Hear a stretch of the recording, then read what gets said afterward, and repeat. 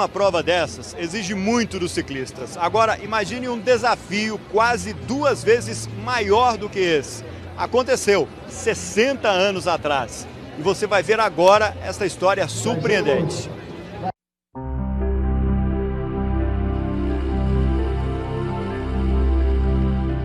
O carinho com as bicicletas atravessou o tempo. A vontade de pedalar venceu as limitações da idade.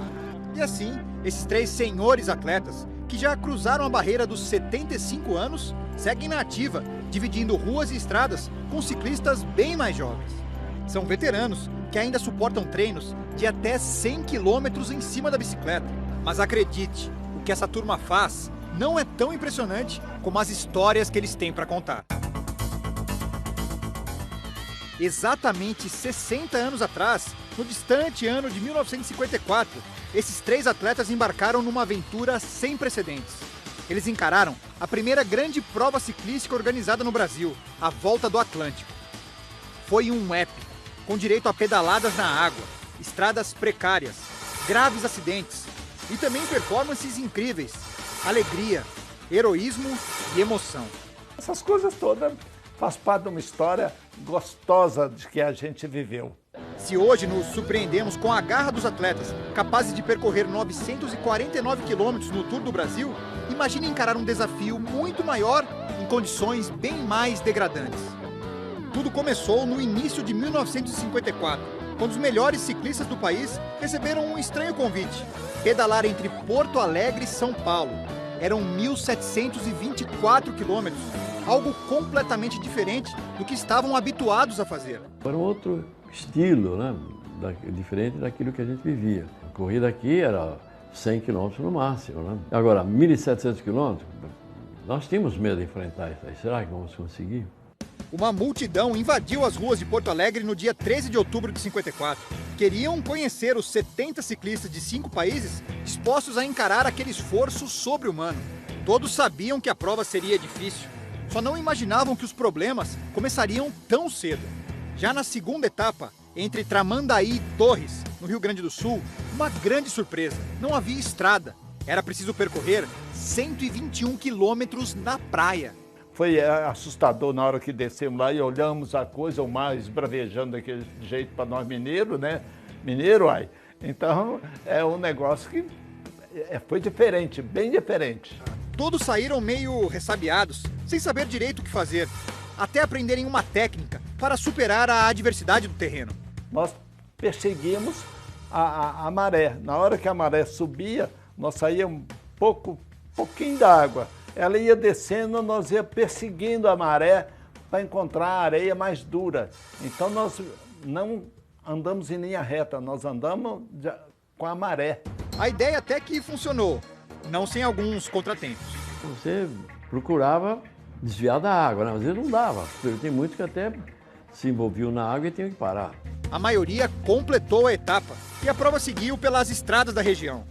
Quando falamos em estradas, não pense em algo como as de hoje, com asfalto e superfícies lisas, perfeitas para as bicicletas passarem. Todo o trajeto da época era feito em terra ou cascalho. Eram tantos os buracos que às vezes não dava nem para pedalar. Dependendo do local, você descia da bicicleta. Você descia da bicicleta, punha no ombro e saía. Para passar pelo barro, era muito mais fácil do que você tentava entrar e cair. As bicicletas, aliás, eram muito diferentes dos modelos atuais. Hoje os atletas têm à disposição verdadeiras maravilhas da tecnologia. Elas são feitas com fibra de carbono, pesam cerca de 7 quilos, têm 21 marchas e possuem até câmbio eletrônico. Em 54, com um quadro feito de ferro, elas pesavam o dobro, 14 quilos, e tinham no máximo 10 marchas. O câmbio ficava no quadro, próximo das pernas, o que dava muita dor de cabeça aos atletas. E a dificuldade maior era regular a marcha, porque tinha uma alavanquinha no quadro, que é a estrada de terra, trepidando, e você passar a marcha e regular a marcha que você queria colocar na bicicleta, já era uma arte, já não era muito fácil. E tem mais. Hoje os ciclistas têm à disposição modernos sistemas de monitoramento via satélite.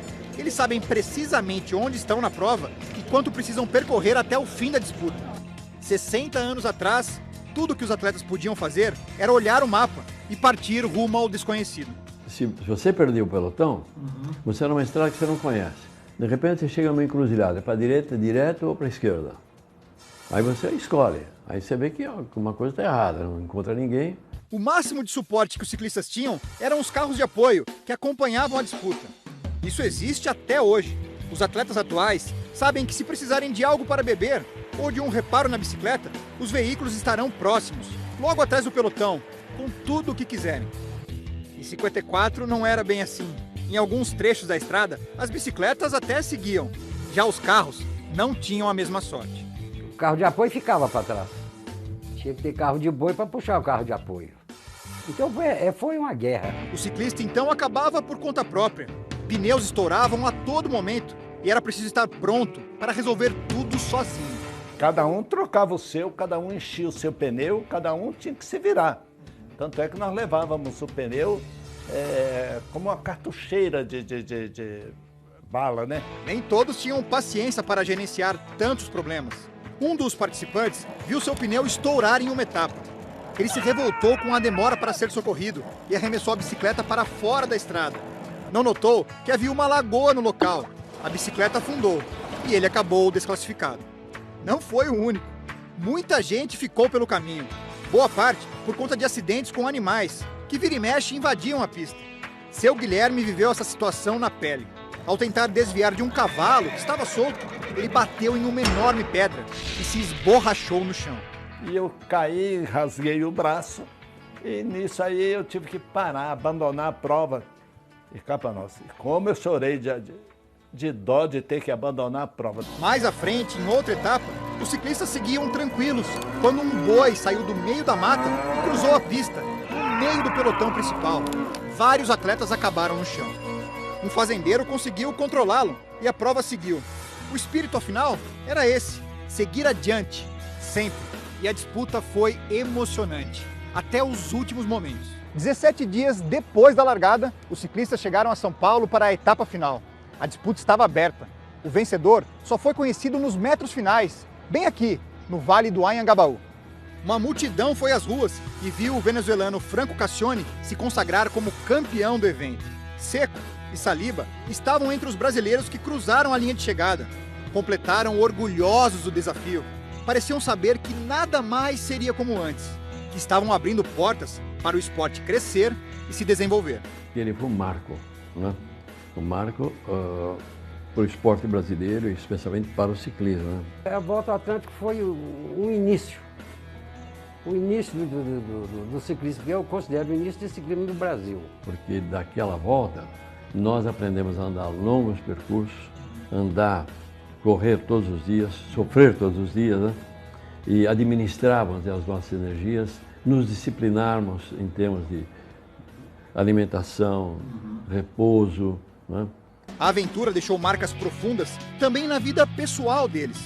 Ninguém nega que a insistência em pedalar até hoje tem muito a ver com o que aprenderam na volta. Quantas vezes já ouviram que não deveriam andar de bicicleta em idade avançada? Quantas vezes já escutaram que o corpo deles não é capaz de suportar tanto esforço? Eles simplesmente dão de ombros. E que aquilo ali nos ensinou isso. Que você vai sofrer, vai, mas que você sai da frente, não desista nunca. A cada pedalada, esses senhores se sentem mais vivos. E com eles, sobrevivem também as memórias de um evento único, especial. No boca a boca com as novas gerações, a história se espalha, resiste ao tempo. A história dos ciclistas que pedalaram no mar, que trombavam em bois e cavalos, que não temiam o desconhecido. A história dos pioneiros, os desbravadores da Volta do Atlântico.